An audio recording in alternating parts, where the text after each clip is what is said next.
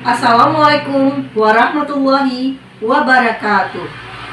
Perkenalkan, saya Desrianti SPD, Kepala Satuan KB Cerdas Ceria, Kota Pariaman, Sumatera Barat.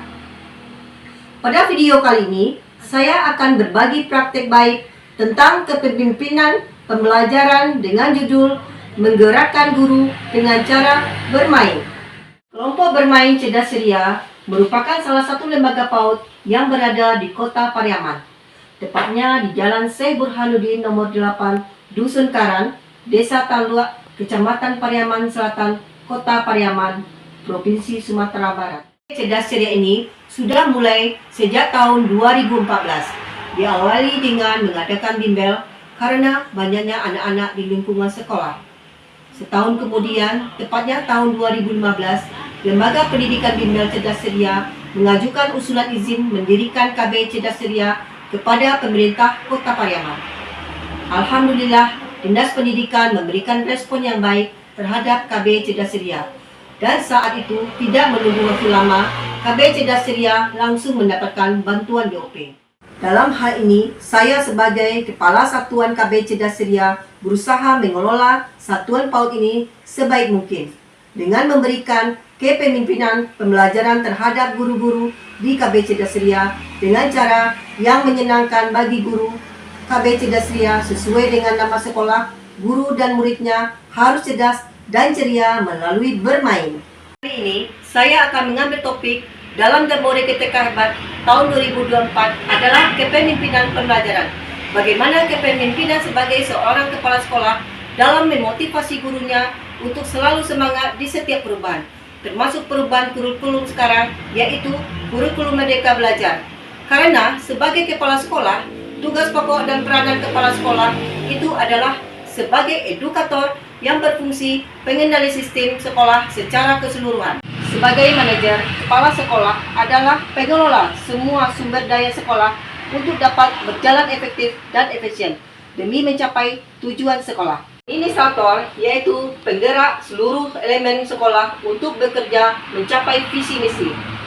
Sebagai supervisor yang terus memantau dan mengembangkan potensi di setiap unsur organisasi sekolah. Sebagai leader, pemimpin yang terus melakukan sesuatu yang baik. Sebagai inovator, yaitu motor yang menggerakkan perubahan.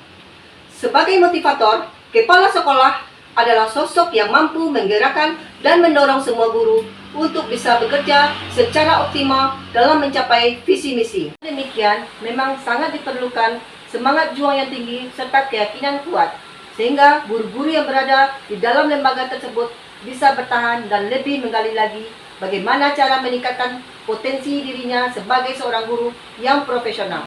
Sehingga di dalam memberikan pembelajaran kepada anak-anak harus sesuai dengan perkembangan anak usia dini, dengan mengikuti perkembangan zaman, yaitu kurikulum Merdeka Belajar yang ada pada saat ini. Disitulah tugas seorang kepala sekolah harus bisa memberikan kepemimpinan pembelajaran yang baik terhadap semua ibu guru yang berada di lingkungan sekolah demi tercapainya tujuan pendidikan yang sesungguhnya. Ada 3 prinsip di dalam kurikulum Merdeka Belajar. Dengan melihat prinsip kurikulum Merdeka Belajar itu, guru KB Cerdas Ceria sangat kebingungan dalam memahami kurikulum Merdeka. Ada beberapa tantangan yang terjadi di sekolah saya.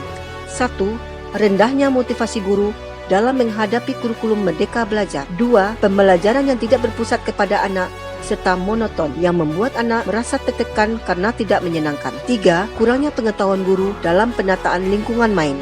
Langkah-langkah yang saya lakukan dalam menghadapi tantangan ini adalah melakukan kajian ulang kembali tentang kurikulum Merdeka Belajar secara detail dengan cara mengikuti pelatihan yang diberikan oleh Dinas Pendidikan serta tanya jawab kepada rekan sejawat sesama kepala sekolah dan mendalami kurikulum ini dengan salah satu teman yang menjadi tim fasilitator AMOR Indonesia Kota Pariaman untuk pemantapan kurikulum ini. Kurikulum kita terbaru Permendikbudristek nomor 12 tahun 2024. Terbagi dua apa saja itu? Kep KBS Kap nomor 022 dan Kep KBS Kap nomor 31. Isinya Kak? Kalau Kep KBS Kap nomor 032 tentang intrakurikuler. Kalau Kep KBS Kap nomor 031 ini isinya P5.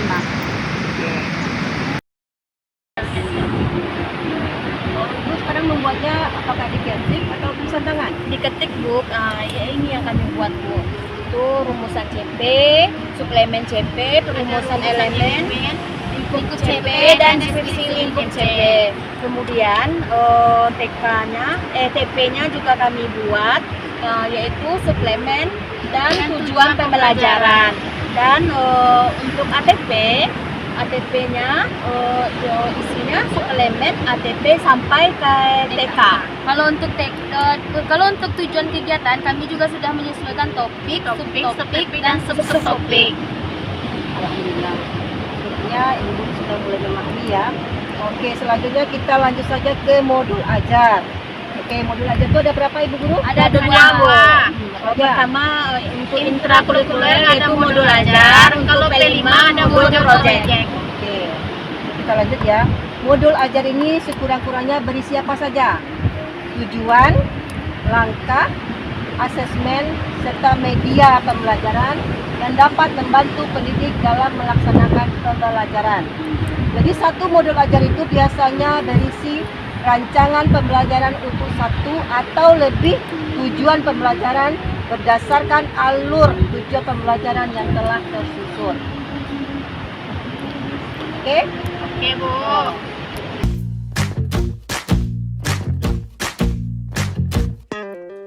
Kita bisa bersama mengubah dunia. Percaya pada diri demi cita-cita. Belajar. Menurut Pak Ibu Guru apa saja? Buah pinang, kulit salmon, beras, kacang kari, kulit kacang.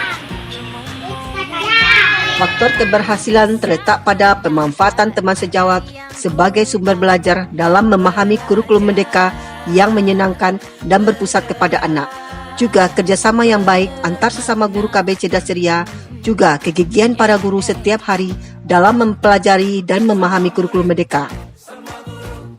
Sebelum saya mengenal kurikulum Merdeka Belajar, mungkin saya ada merasa takut atau cemas, di mana sebelumnya di kurikulum 2013 saya ataupun rekan-rekan kerja yang lain masih merasa belum pas atau belum mampu untuk memaparkan kurikulum 13 di sekolah.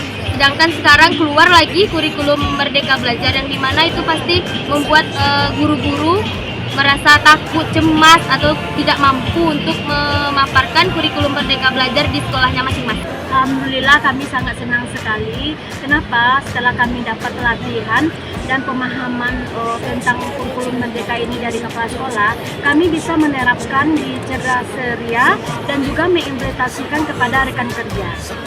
Kegiatan atau aktivitas yang saya lakukan secara keseluruhan dari praktek baik saya ini adalah bahwa tidak ada yang tidak mungkin kalau Allah Subhanahu wa Ta'ala sudah izin, sehingga apapun mode pembelajaran, metode atau media pembelajaran yang sesuai dengan kurikulum Merdeka Belajar bisa disiapkan dengan baik.